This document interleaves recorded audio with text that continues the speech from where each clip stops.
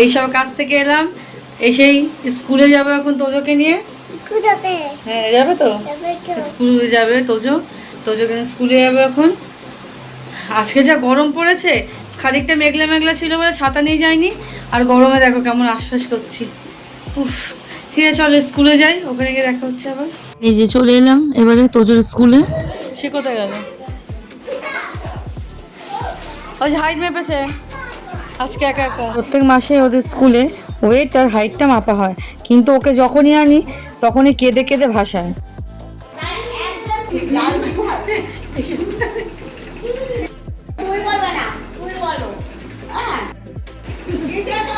ইনি হলেন বড় আন্টি, ওদেরকে কিছু অ্যাক্টিভিটি করাচ্ছে খেলার মাধ্যমে।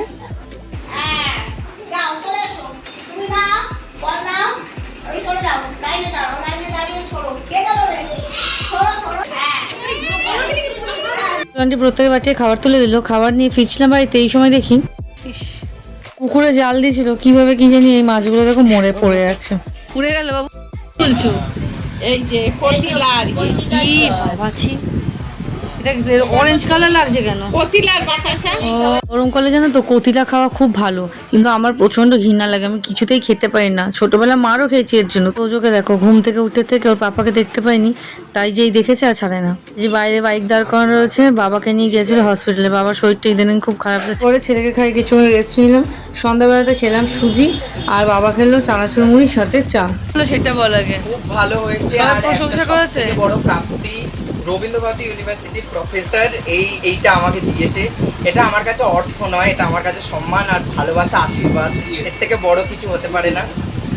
আর এর মধ্যে থেকে দেখো দাদুকে, দাদু দেখবে বলছে বাবা। প্রথম আমার নৃত্যগুরু যে সত্যি আজকে যার জন্য এই অবধি আসতে পেরেছি, তার জন্য এইটা প্রাপ্য।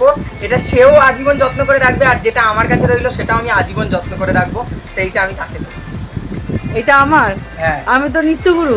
হ্যাঁ সত্যি আমার প্রথম নৃত্যগুরু দীপ্তি হালদার, সে সবাই জানে। আজ সৌমেনের প্রোগ্রাম ছিল একটি জায়গায়, সেখান থেকে ফিরে মেকআপও তোলেন, চলে এসেছে আমার বাড়িতে। আর ওর মুখে শুনে নিন তো রবীন্দ্রভারতী ইউনিভার্সিটির প্রফেসর যিনি ওকে এই কথাগুলি বলেছেন, সেই মতো ও কাজ করতে চলে এসেছে দেখো আমার বাড়িতে।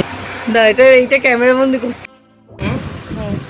আমার এই যে প্রথম নৃত্যগুরু, সত্যি কথা ও নাচ করে দেখিয়েও দিচ্ছে, তার এটা প্রাপ্য। এটা সত্যি, এটা একটা সম্মান, এটা যে কি যে মূল্য তার কথা ভাবার বাইরে। যারা আমার নাচকে নিয়ে এত অবহেলা, এত কিছু কথা বলেছে, তারা অন্তত দেখুক যে মানে কিছু পেরেছি আমিও।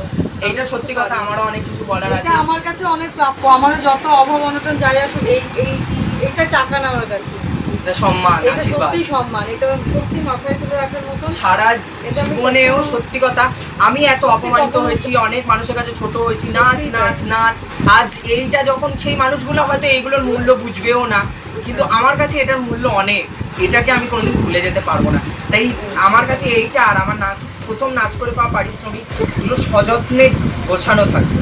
আর এরপরে সৌমেনের মুখে আরও অনেক সুন্দর সুন্দর গল্প শুনলাম, তারপরে খাওয়াতে চলে এলাম তোজোকে রাতের খাবার। ভিডিওটার বেশি বাড়ালাম না, এখানেই শেষ করলাম। কেমন লাগলো জানিও, আর ভালো লাগলে সাবস্ক্রাইব করে পাশে থেকো। তোমরা সুস্থ থেকো, ভালো থেকো, আর সকলকে ভালো রেখো। ধন্যবাদ।